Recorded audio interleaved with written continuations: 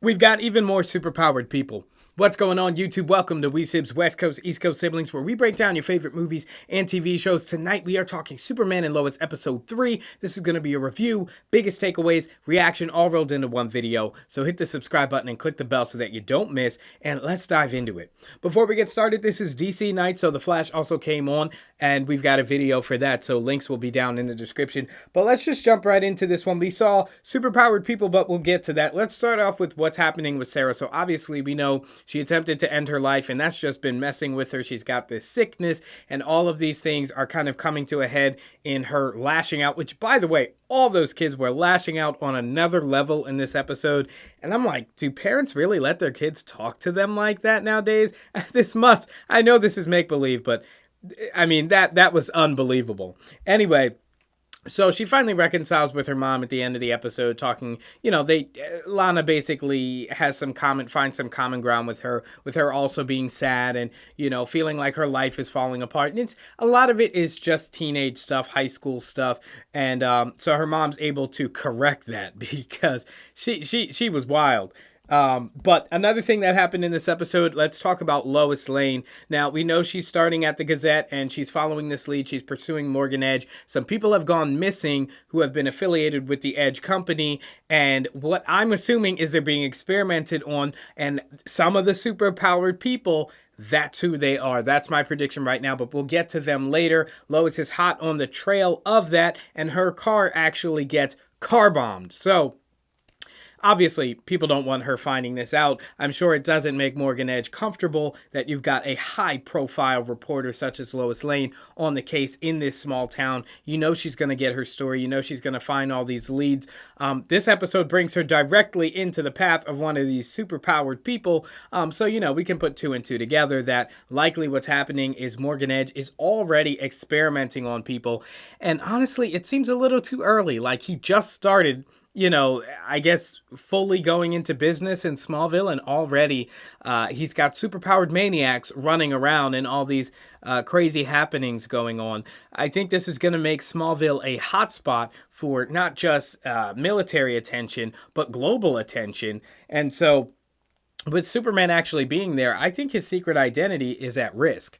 But moving on from there, let's get to Jordan and Jonathan. Obviously, Jordan has an attitude problem as well. In this episode, Jordan tries to try out for the football team, right? In order to kind of protect his brother. So you see his intentions there. But it really ends up with him just taking over the entire thing. Jonathan becomes a second thought. It's sad, and Jordan doesn't really even want to be a football player. I guess he does, because at the end of the episode, Sibz asks him if he wants to do it, and I guess he really does. Now, there's a little bit of inconsistency with his power set, and, as Jor-El said, he's never going to have the powers that Superman has, and we don't really believe this.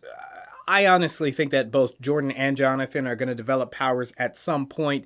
But they're just saying it's not going to happen, and they're taking it very slowly so that they can give Superman and Lois plenty of time, at least a couple seasons before they're fully fledged superheroes trying to have their own life. Because just like with the Flash, or just like with Arrow, you can get Team Flash and Team Arrow so quickly that we never get enough kind of alone time with our favorite superhero characters from the comics, like the Flash, Superman, and Arrow. And so, that's why I think his powers are developing slow, but I think it's inconsistent because he's in a scene where they're playing like Killer Man, or basically they roll up off their backs and they have to crack each other. They have to hit each other. I used to be a football player. Shameless plug. Anyway, so he's knocking this kid, gotta be, 130, 140, 150 pound guy with pads on, clear up into the air off of his feet at Jordan's size. And the problem is he doesn't have the physique to match that kind of strength. So in a world where superheroes do exist, you can't tell me that no one is asking these questions. Jordan's got to have some kind of latent abilities. And they keep trying to pass it off in the show saying, oh, well, it's just strong for his age or whatever. But there are very few grown men who could knock a kid clear, 150 pounds clear off the ground with added weight of pads coming in, probably 10, 15 pounds of pads. That's a lot of weight to just, toss around like a rag doll. Certainly not a 14-year-old kid would be capable of doing such a thing. So there's a little bit of inconsistency there. So it blurs exactly where they're going with Jordan and his powers developing. But long story short, Jordan and Jonathan continue to bond, but I keep getting this bad edge from Jordan. Jordan's got a bad streak there. And I think if there would be a villain from these two boys, it's going to be Jordan, just because of his just jaded outlook on life from the get-go. As Jonathan even alluded to when he was talking with Clark, his dad, saying, you know, this is the first time I've seen him happy in forever. So I think a couple of things going wrong are going to make it just it's a bad equation. It's a recipe for disaster. So thankfully, Clark has decided to join Jordan on the football team to kind of keep an eye on him. I think that's a great idea. Also, that was really funny, the scene where he was carrying the water jug for the team, pretending that it was heavy. I think for the first time I laughed at his Clark Kent type of thing, his kind of goofy, weak thing. We've seen a lot of that. There's always been an emphasis on Clark Kent's weaker side or whatever. But this show definitely came right out the gate with full-fledged, strong, confident Superman. And so, you know, a little sprinkle of funny Clark. I thought that was a good scene, but I digress there. So, let's move on to subject 11. Okay, finally getting to the... By the way, Lex Luthor was absent from this episode pretty much completely. So I'm assuming he's repairing his suit. Remember, he's out in Alaska or somewhere that cold climate, maybe the North Pole. I don't know. Maybe he's chilling with Santa. He's getting his suit rebuilt. And so that's probably why he's MIA for this episode. And he'll probably show up next episode. I can't imagine he'd be gone too long. But that's okay, because Superman had his hands full with plenty of superpowered people. One in particular, who's possibly Subject 11, who we've talked about. And again, I would imagine that this is somebody who was experimented on at the Morgan Edge facilities. People are going missing. I'm imagining they're being experimented on to replicate somehow Superman's powers. Now, let me say this. This is something... that is very dangerous, because I've rarely ever seen someone take a punch to the face from Superman and not flinch. You're talking about another level of power. I don't know what Morgan Edge is doing to these people. I initially thought Kryptonian, because nobody shakes off a punch to the face like that from Superman. And you saw Superman got creative. He had to use a little super speed, a little freeze breath in order to take him down. And that just shows what a Swiss Army knife Superman really is. Once he found he couldn't just brute force this guy, which is saying a lot. He had to go to other powers. But then at the end of the episode, we had Mystery Woman with the laser eyes killing that guy. And I would assume it's because he blew his cover. He went rogue. He was seen in public. Lois Lane, one of the best reporters, if not the Pulitzer Prize winning reporter, is probably going to be able to find him now or write something about him that's going to just blow up the entire organization. And so Morgan Edge sends another agent, this one endowed with laser vision, to go and get rid of the asset.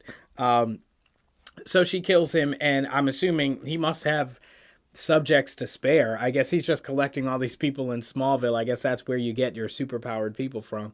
And I guess he's got plenty, because he's just sending hitmen to go and get it. Now, this is interesting because it's not just super strength. It seems somehow he's duplicating even laser vision, and I would assume other powers that Superman has. So that's something to watch out for, because the only thing that gave Superman the upper hand in this fight with, we'll call him Subject 11 for now, because that's what's on IMDb. The only thing that gave him the upper hand in this fight was his additional ability, super speed, and the freeze breath. So if Morgan Edge is able to replicate and duplicate these powers as well, Superman might be facing a situation with multiple Superman, all of whom can easily take a hit from him.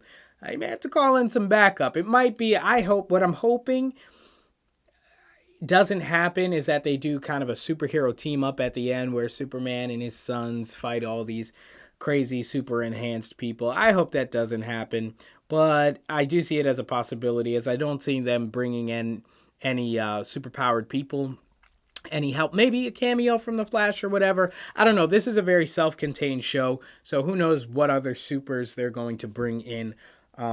but I think I think they might do something where the boys join him for one last fight. But obviously, let me know your predictions for that down in the comments below. If you're still watching, again, be sure to hit the like button and subscribe and grow this community. We already like the same TV shows, so you might as well take the plunge. That's going to do it for this episode, guys. Episode 3 of Superman and Lois. I called it Smallville last week. It was funny. Nobody actually caught me in the comments, but I digress. Anyway, like I said, The Flash came on tonight, too. We got a video of me and Sydney reacting to that. And what comes tomorrow? What's tomorrow? You know, you get your days mixed up. Tomorrow's nothing, really. We're not covering anything, but we've got plenty of shows for you to watch in the meantime. The Walking Dead, Debris, which is a brand new show on NBC, and Thursday we're coming at you with Servant. We're off this Friday because WandaVision ended last week, but next week Falcon and the Winter Soldier is coming. We've got the Snydercut coming next week, and then later on in the month, the 29th, I believe, we've got Godzilla versus Kong. So a lot of great content coming. Thank you guys so much for watching. Be sure to hit that subscribe button, do all the buttons that you do on YouTube, and I will see you in the next one. Peace.